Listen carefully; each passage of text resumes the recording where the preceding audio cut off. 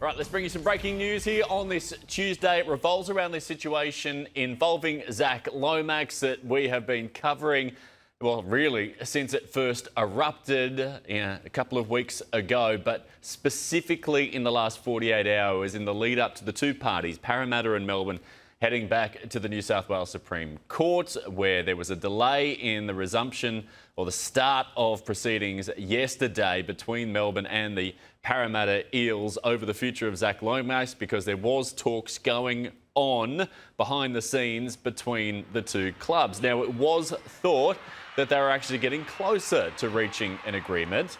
So a little bit of a shock just in the last 15 minutes or so that an agreement hasn't been reached between the two clubs.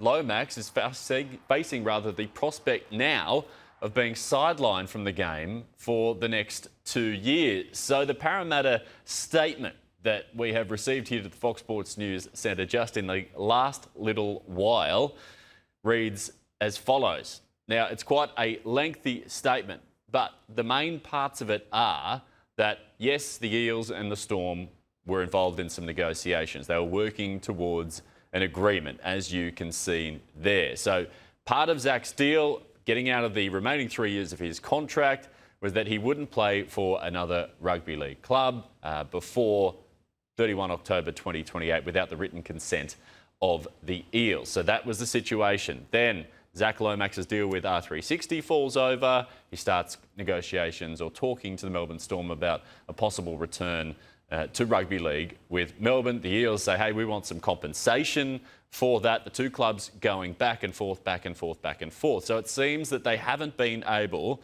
to reach the appropriate compensation between the two clubs. So it says, today the Supreme Court by consent made an order which has the effect of prohibiting Zac from entering into a contract, working, training or playing with any other NRL club until 31 October 2027 without the Eels' consent. So the Eels and Storm unable to reach an agreement there for the Eels to provide consent for Zac to play with the Storm. It goes on to say in this statement released by the Parramatta Eels that the Melbourne Storm have consented to a cost order made by the Supreme Court. The Storm will contribute $250,000 towards the legal costs incurred by the Parramatta Eels. So a hefty fee. The Eels are willing to work with Zac. And now this is probably the most important part for next steps. If you're wondering, okay, Zac Lomax tried to get out of his deal, that's step one.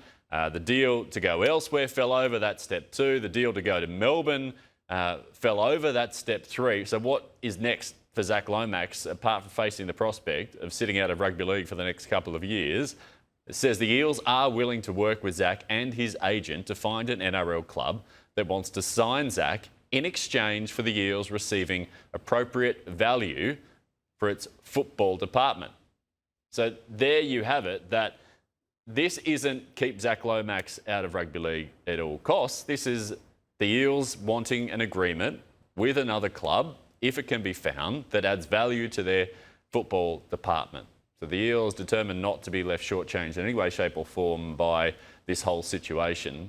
But as it stands right now, Zac Lomax will not be playing rugby league in 2026 unless an appropriate deal with another club can be found. And that appropriate deal would, given the basis of negotiations that we have heard between the Storm and the Eels, you think would involve some monetary compensation, perhaps a player swap as well, or players moving in certain directions. So we'll have to wait and see what the future holds for Zac. So he's out of the game for now, but it does look like the door is open if a deal can be struck between the Eels, Zac and another club for him to return to the game at some point. At that part, we believe would probably be music to the ears of those at Australian Rugby League Commission headquarters as well, because we know that Peter V'landys has been quoted on this issue, the game's chairman, as well, as saying he would like to see players of a marquee status. And Zac certainly, as a representative player, falls into that sphere in rugby league. He doesn't want them sidelined, and was hopeful that some sort of agreement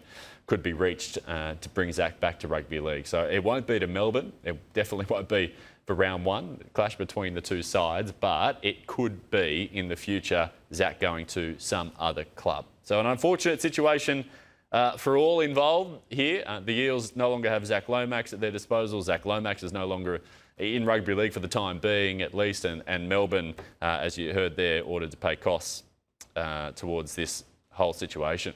So we'll keep you updated as to next steps for Zac Lomax, and hopefully for the player himself, it gets resolved fairly quickly, because you don't want to see players of Zac's stature out of rugby league when they do want to be involved in the game.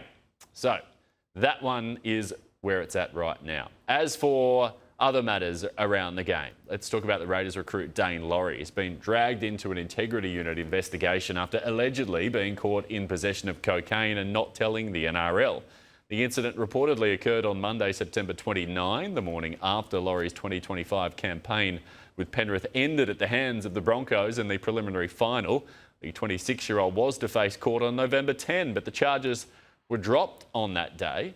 Laurie was instead fined by police. The NRL Integrity Unit is now working with the Panthers about just why they were not made aware of the situation. Laurie could make his Raiders debut this Saturday when Canberra take on the Seagulls. Other Panthers news. Liam Martin isn't expected to be named on their team sheet for round one. The edge forward reportedly battling a calf injury. He's going to miss his side's season opener against Brisbane at Suncorp Stadium on Friday night.